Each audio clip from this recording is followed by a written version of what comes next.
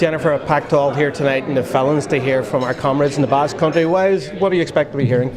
Well, I think it's very, very important, this event tonight, because obviously there's a lot of connections, there's a lot of history and affiliation with our comrades in the Basque country, and really, they have now entered a stage now which hopefully will create a process where there's space for negotiations to happen. They still have a large amount of political prisoners who are in prisons scattered throughout Europe, not even just in the Basque country. So, it's very, very good that a lot of people have come here tonight to hear what they've got to say, but how we can also help them, giving them sort of examples and giving them our experience of coming through the peace process, negotiations and everything else, to hopefully last for that there will be a lasting peace in their country. Obviously a lot of concern of the recent arrest. What do you know of that? Yes, and this is what Urko will be here to speak to us about tonight. Obviously the people in the Basque country were hoping that this new sort of atmosphere and everything else would create conditions for a more settled process, if you like, but that hasn't been the case, and indeed they're actually finding that they're being repressed even more so. And we will hear tonight, as I said, particularly about the recent arrests in the Basque region. So hopefully, as I said, we can lend our experience to what we went through, because we went through similar things also, as you know, during the early stages of our peace process. So hopefully, we can help. We are out there in the Basque country, and I know that if we can do anything at all to help, that we will. Well, basically we've been in Scotland and in Ireland as a part of a tour that we have organized to explain in every place what's going on in the Basque country, basically in terms of the cases, the trials we are facing in the Basque country next weeks. We've been here, other people have been in the European Parliament, in Strasbourg, in Italy and Geneva, and the objective is to explain all over Europe what's going on in the Basque country in terms of repression. Is it fair to say that the Spanish authorities are having more trouble dealing with the process that they're involved with now as opposed to as it used to be? Well, I think that there was an unionist who said that the IRA secession was the most threatening act in the last years. I think that the Spanish government is feeling the same. The ceasefire and the peace process that we are trying to develop is the most threatening situation for the Spanish government in the last 30 years. And they are acting as always they have done, just with repressive measures to give an answer to that. Of course, social media plays a large part in everybody's lives. In Ireland, we have noticed a large number of activists were arrested. What can you tell us about that? The headquarters of a social movement called Herrira, which means bring them home, were raided, and 18 social activists, human rights activists, were arrested. The accusation against them is that they were helping prisoners in terms of demanding their transfer to the Basque country, the release of very ill prisoners, and demanding an early release process of the prisoners in terms of the peace process and the peace agreement.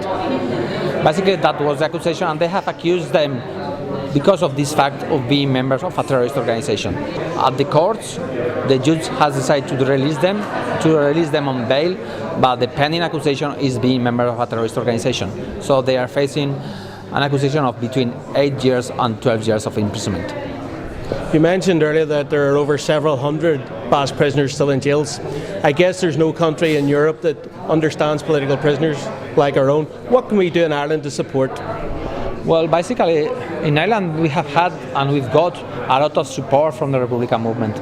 That's true. With the Sinn Féin, has helped us developing the new strategy we are trying to develop. We've been in contact with them all the time, and the support that we have had is great. But we continue demanding for more help and more support in terms of the support to develop this process and in terms of denouncing the human rights violations and civil rights violations that we are suffering in the Basque country. And we hope that all the Republican movement will do. Despite everything, the Basque people are still very much up for the struggle ahead and sure of victory? Well, clearly the developments in the last year are that the movement is stronger and stronger than ever. The point is that we are developing our struggle. We are stronger on political terms. We are stronger on social support. More and more people in the Basque Country supporting us, and there is a shift in the mind of quite a lot of people regarding the situation. So definitely we are getting stronger, and we are going to be able to change the balance of the forces we got with the Spanish state. Well, it was a powerful delivery there tonight by Urko. The parallels were frightening between what the Spanish government are doing to the general political movement over there, the Basque movement, and what was going on over here, even down to the Batasuna, ETA, Sinn Féin, IRA parallels that were drawn. It's frightening. The only thing I could say is that at least we had the minor comfort of the British only able to imprison us on these islands, whereas those people there have maybe several thousand miles to travel to their prisoners. But more importantly, in the political aspect, it looks like the Spanish government do not understand the concept of compromise.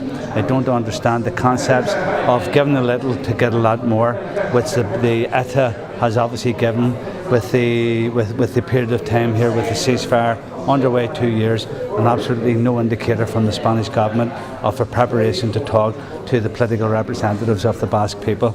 It's disgraceful, and it's a damn shame from my point of view that the organisations such as the United Nations aren't engaged very heavily in pushing for an end, an absolute termination of the reasons for the conflict in that part of the Basque Country, both in the northern and southern regions. Disgraceful.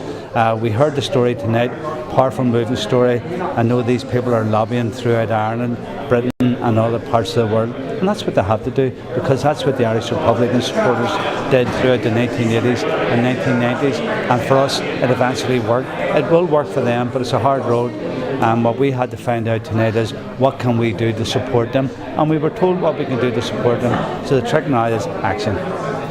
Oh, it's great to see so many young people here tonight listening to the very powerful story of Urko. I believe you are going over in a delegation in the not too distant future. Yeah, it's great to see. There's a squad that was going out here in 2 weeks' time.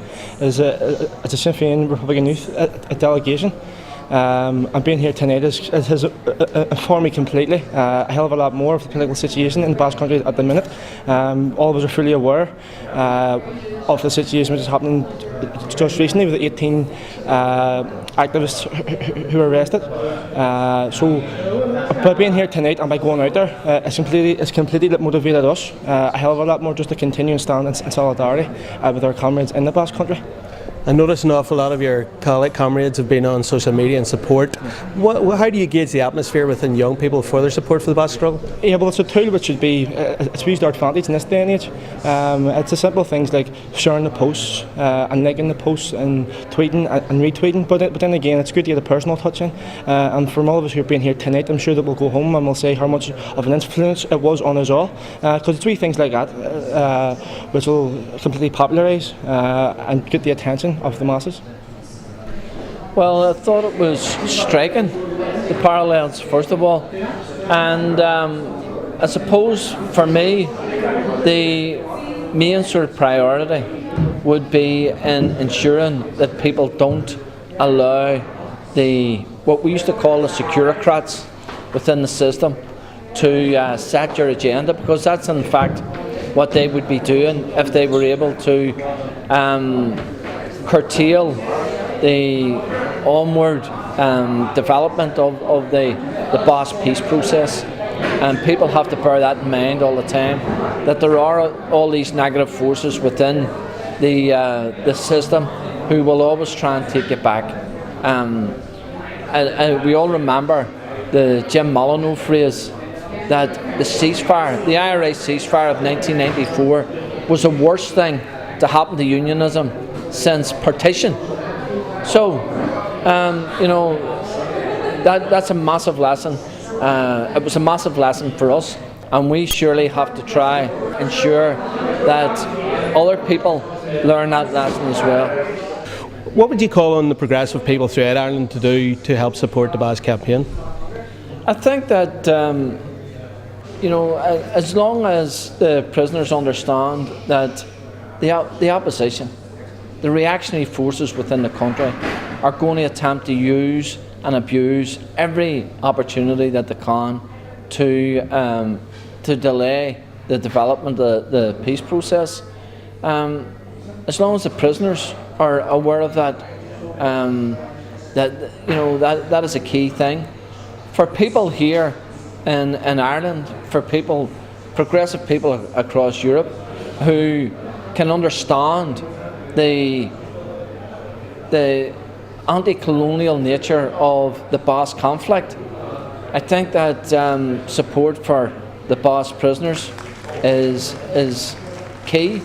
I think that any activism at all that they can get involved in, whether it's to do with writing letters, sending postcards, organising protests, pickets, making their thoughts known to the Spanish government, I think all of that is key in helping the plight of the Basque prisoners.